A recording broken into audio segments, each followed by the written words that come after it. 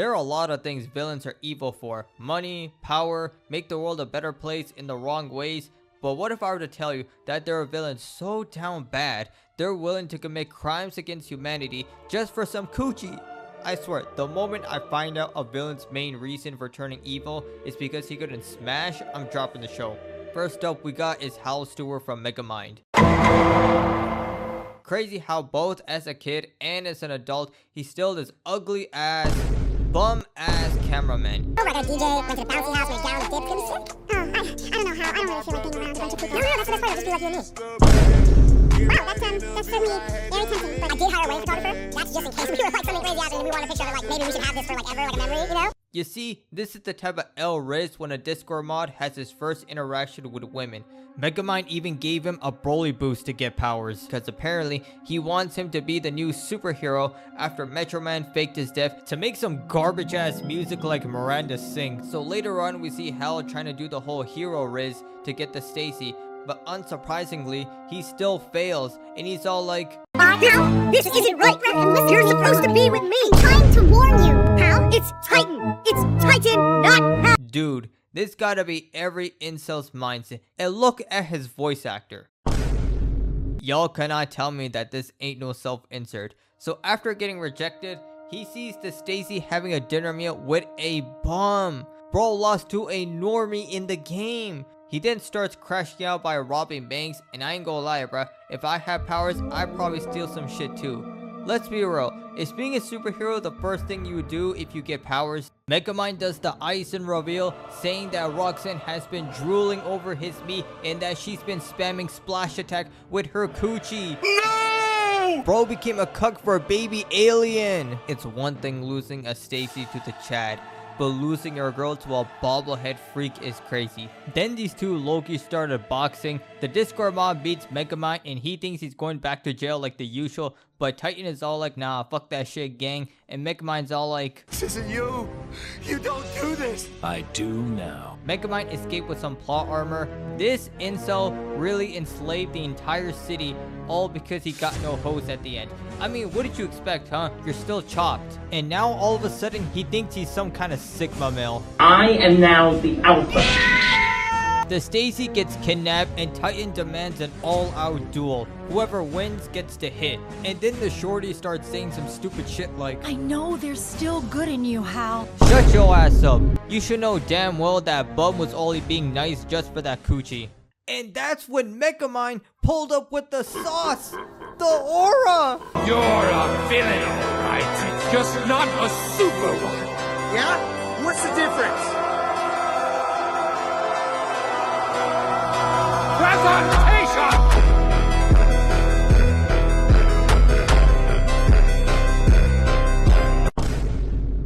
Oh nah, bro. He's a fraud. But wait, just when we thought all hope was lost, a miracle happened. Popped up. Here's Ward for more.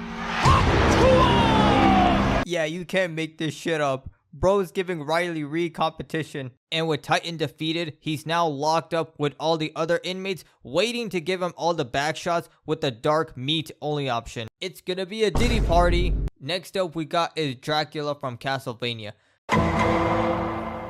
So at the beginning, Dracula was living in this ancient castle, but then all of a sudden, this snow bunny pulls up, and this is how the conversation goes. Hey, I need your help to cure diseases that's spreading in my village and make the world a better place. Now why the hell would I do something like that? I'll give you this coochie. Say less! So then a couple of years later, she gets cooked by the priest because they think she's doing witchcraft. Like, bruh, this is literally science. Medicine that could probably cure cancer, and you're burning her? Yeah, I swear, these ugly ass old heads did this because they want to control the people of Wallachia using religion. And that's when Dracula pulled up and he says, You filthy mongrels! Killed my bad bitch snow bunny! Her pussy grip tight! You have 1 year to make amends for what you did. After that, it's crash out time. While Dracula is preparing his coochie crash out, his son Alucard pulls up saying he won't allow any of this. And Dracula's all like, What did you say, nigga? and then Dracula bodied his own son off screen to commit genocide. Like, dang, was the pussy that good? So after like 1 year later, guess what? They did absolutely nothing. These people were given a warning. They're going to die and y'all are still relaxing. And this crusty old ass Pope. You could tell this guy likes children. And that's when Dracula initiates the Coochie Crash Out by unleashing the demons all over the city. They're cooked! Seeing that one priest getting packed up was the most satisfying moment of the series. He was all like, I have done his bidding.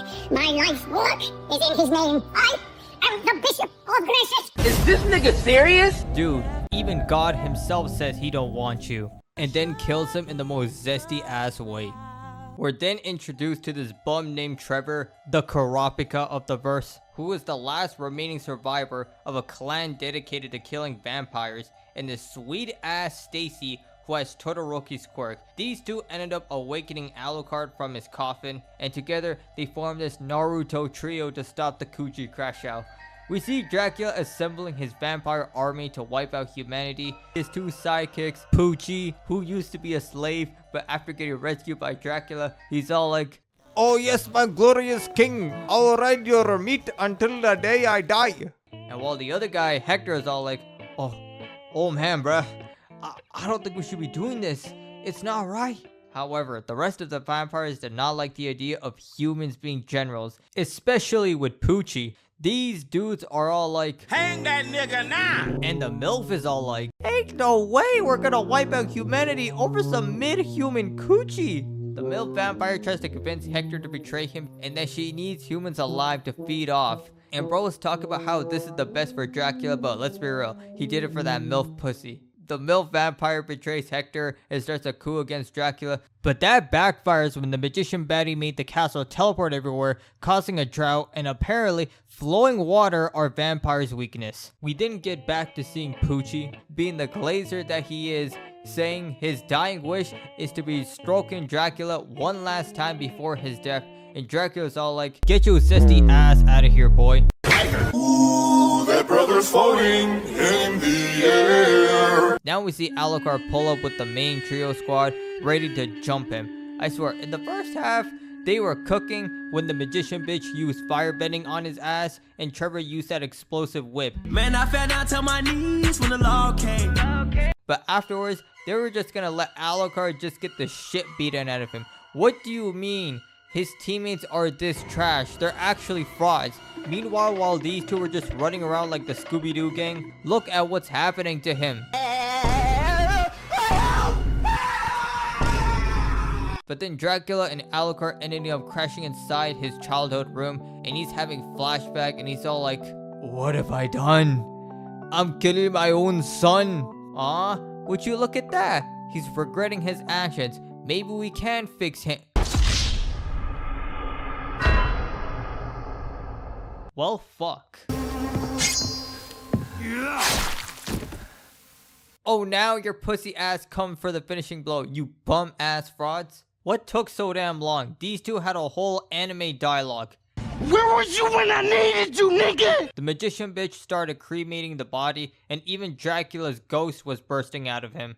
And with Dracula's death, the two frauds go on their journey, and Alucard is grieving for his mother, thus ends the Coochie Crash Out. Or at least I thought. A whole bunch of shit happens. While Poochie over here is having a spiritual journey of the good in humanity, fights the mommy vampire, and she went full Karen mode, saying some shit like, What are you doing here, you thug? You should be in a cotton field. Cotton field now? I think you're confused. Don't talk back to me, monkey thug. Where's your master at? Hey, you can't talk to me like Yes, I can. Us white people can talk to any which way we wish, and that's just the way it is. He then got his get back with the power of BLM. The mommy vampire self-destructs, and that's when Poochie became king of Styria. The other guy is a bum. From him getting jumped. Get him up, let him get up, let him get up, let him get up. Fight back! Fight back! Fight back! He's lost locked up butt booty naked and being bitched out by the girl bosses to make him create an army of zombies. And you know what eventually makes him to join their side? Yep, you guessed it. It was for coochie! And he ended up becoming a slave regardless. I have never seen anyone take this many L's in a while. Even Poochie's looking at him all like, "You's a freaky ass nigga!" And some more crazy shit happens. Death itself resurrected Dracula and controlled him so he could continue his coochie crash out. But then they get intervened by the trio. We even see Trevor fight Death itself and won. You know what, I take back the fraud allegations from earlier. The Naruto trio squad and even Dracula all got their Disney ass ending. And then there's a bunch of shit that I missed, but I'm too lazy to cover that shit up. So let's just move on to the next coochie crash out. Obito gotta be the most iconic coochie crash out of anime. I'm not gonna lie, bro. As a kid, I used to rewatch his backstory so many times because of how tragic it was. From him being basically the Uchiha version of Naruto, when Kakashi was yapping about how the mission comes first, but Obito responded with the hardest comeback. You're right. In the ninja world, those who break the rules and laws are regarded as scum. Those who would abandon even one of their friends are worse than scum. Bro sacrificed himself to save Kakashi and gave away his Sharingan, and he died tragically. To me, it was one of the best episodes of Naruto. Until this shit happened. Obito got revived by Madara Uchiha himself. And he's cooked. No arm, covered in bandages from the neck down. But hey, he does some anime training and you know, he put some white stuff on him. Pause. That way, he can finally see his old friends again. But in the harsh reality of Naruto, Rin gets killed by Kakashi, so then Obito initiates his own coochie crash out, killing all the Mist Ninjas. It's revealed that Rin became the three-tailed Jinchuriki, and that's why she killed herself. And he's all like, why? Why can't I get no pussy? So you're telling me this simp at Obito manipulated Nagato by killing his friends to create the Akatsuki, personally participated in the Uchiha massacre, unleashed the Nine Tails on the Hidden Leaf, killing many civilians, including Naruto's parents. He pulled up on Shorty and he said, I am always 2 steps ahead. Killed the baddest bitch of this series, killed almost all the Jinchurikis, and revived them so they could start the 4th Great Ninja War that killed God knows how many people, including Neji. And he did it all for some fake ass coochie? For some VR corn? Not to mention, this bitch Rin confessed that she loves Kakashi after like 3 minutes of Obito's presumed death. And she's 11, bruh! Meaning in the Infinite Tsukuyomi, she won't appear as a full-grown adult, but still as a kid. This is different level of down bad commitment. Oh my god, how they ruin his character. It's not his actions that ruined him from being a top tier villain, it's his attention. This nigga is trash! And as the series progresses, he slowly becomes a bigger bum. He gets talked to jutsu after he becomes the 10-tailed Jinchuriki, and everything he's done was pointless. He gets controlled by black semen this time, and Sakura's useless ass can't even cut his Rinnegan, and Obito's all like, bitch, you're a medical ninja, lock the fuck in! But, I'm scared! You hoe, my 11-year-old baddie, Hey, yo, my friend did an eye transplant. Gotcha, bitch! God fucking damn it! So after Obito saves Sakura, unfortunately, Madara reveals to Obito that everything that happened to him was all according to plan. It was all for nothing! Nothing! But plot twist, this man gets betrayed by none other than the Nigga-chin! He eventually sacrifices himself to save Naruto and Kakashi from Kaguya, leaving him in the dust. So now let's move on to the last coochie crash out.